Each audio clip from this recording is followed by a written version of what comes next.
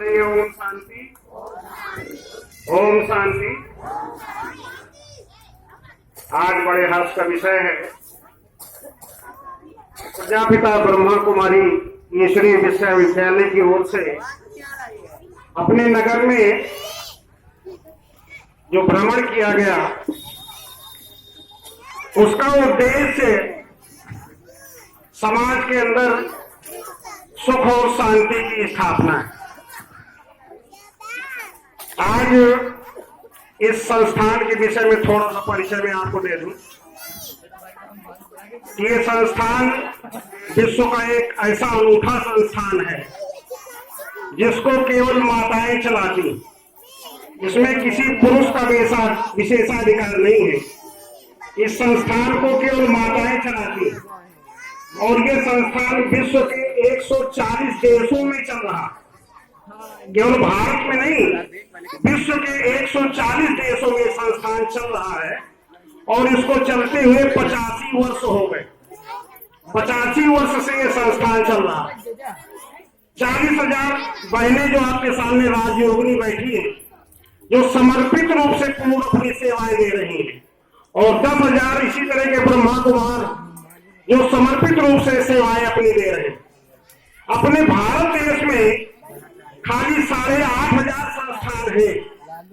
ऐसा कोई शहर नहीं है जहां पर यह संस्थान अपना कार्य नहीं कर रहा है।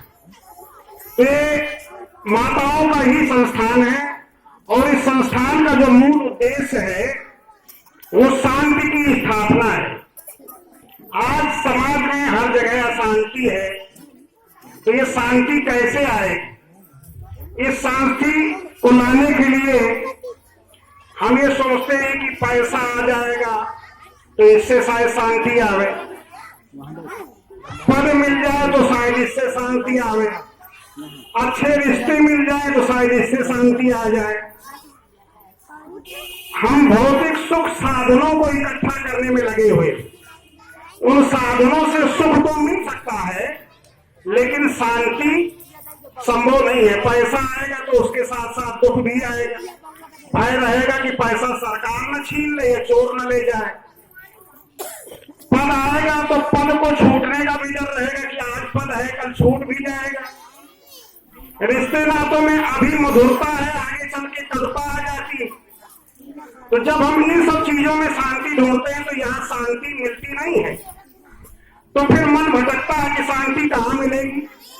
तो हम लोग सोचते हैं कि धर्म के कार्य किए जाएं जिससे उपासना पद्धति से शायद हमारे जीवन में शांति आ जाए। तो उपासना पद्धति में अगर हिंदू धर्म को मानने वाले हैं तो मंदिर में जाएंगे, भगवान की पूजा अर्चना करेंगे। अगर मुस्लिम संप्रदाय के हैं तो मस्जिद में जाएंगे, मस्जिद में जाकर के नमाज अदा करेंगे। ईसाई संप्रदाय के हैं तो चर्च में जाएंगे, चर्च में जाकर के प्रेयर करेंगे। और सिख संप्रदाय के हैं तो गुरुद्वारे में जाकर माथा टेकेंगे। इन सारे संप्रदायों में जाकर के जब हम ये सब कुछ करते हैं और इस करने के बावजूद हमारे अंदर अगर सांस्कृतिक मूल्य नहीं आते, नैतिक मूल्यों का स्थापन नहीं होता है, हमारे अंदर कहीं विघटन की भावना, ये सब हम कर तो रहे हैं लेकिन इन सबको करने के बावजूद भी हमारे अंदर विषमताएं बढ़ती चली जा रही। समाज में हम एक दूसरे को नीचा दिखाने का ही प्रयास कर रहे हैं। तो इनसे सबसे ऊपर 3 चरण होते हैं। तो ये पहला चरण है। दूसरा चरण इसके बाद फिर है आध्यात्म का। जब हम आध्यात्म की स्टेज पर आएंगे और वहां पर जब हम इस भाव में स्थित होंगे कि हम सब एक के ही हैं और सब एक है, फिर वहां न कोई धर्म है, न कोई मजहब है, न कोई पंथ है, न कोई संप्रदाय है। हम एक उसी परमपिता परमात्मा की संतान हैं। इसीलिए कहा गया है कि हिंदू मुस्लिम सिख ईसाई आपस में सब भाई भाई। आपस में भाई भाई तभी होंगे जब हम आत्म भाव में स्थित होंगे, यानी शरीर भाव से ऊपर उठेंगे तभी हम आत्म भाव में स्थित होंगे।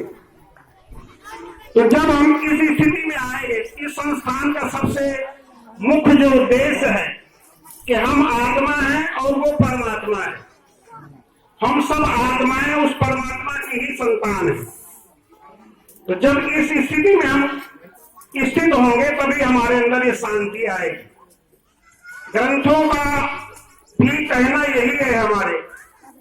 हमारे गोस्वामी जी ने कहा है कि जब हम सबको एक रूप देखते हैं, सीधे राम में सब जग जानी, मैं सीताराम जी का स्वरूप पूरे संसार में देख रहा हूं, तो ये भी ये दृष्टि हमारे अंदर आ जाए।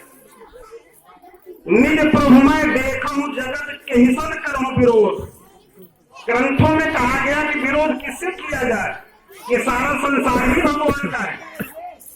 लेकिन हम लोग धर्म संप्रदाय पंथ मजहब में बढ़ गए और इससे बढ़ने के कारण हमारे अंदर विषमताएं आ गई और इन विषमताओं के कारण हम दुखी हैं। तो इससे हमें ऊपर उठना होगा। जब इसकी ऊपर की स्टेज में आएंगे, हम आत्म भाव में स्थित होंगे, तब हम लोगों का अंदर शांति आएगी कि हम सब एक हैं और उस एक की ही संतान है। आज क्या है कि मनुष्य हर चीज में तो अटेंशन रखता है, खाने के लिए भी अटेंशन रखता है, क्या खाना है, क्या देखना है, क्या सुनना है, हर चीज पे अटेंशन रखता है। लेकिन क्या सोचना है इस विषय पे किसी का अटेंशन नहीं है।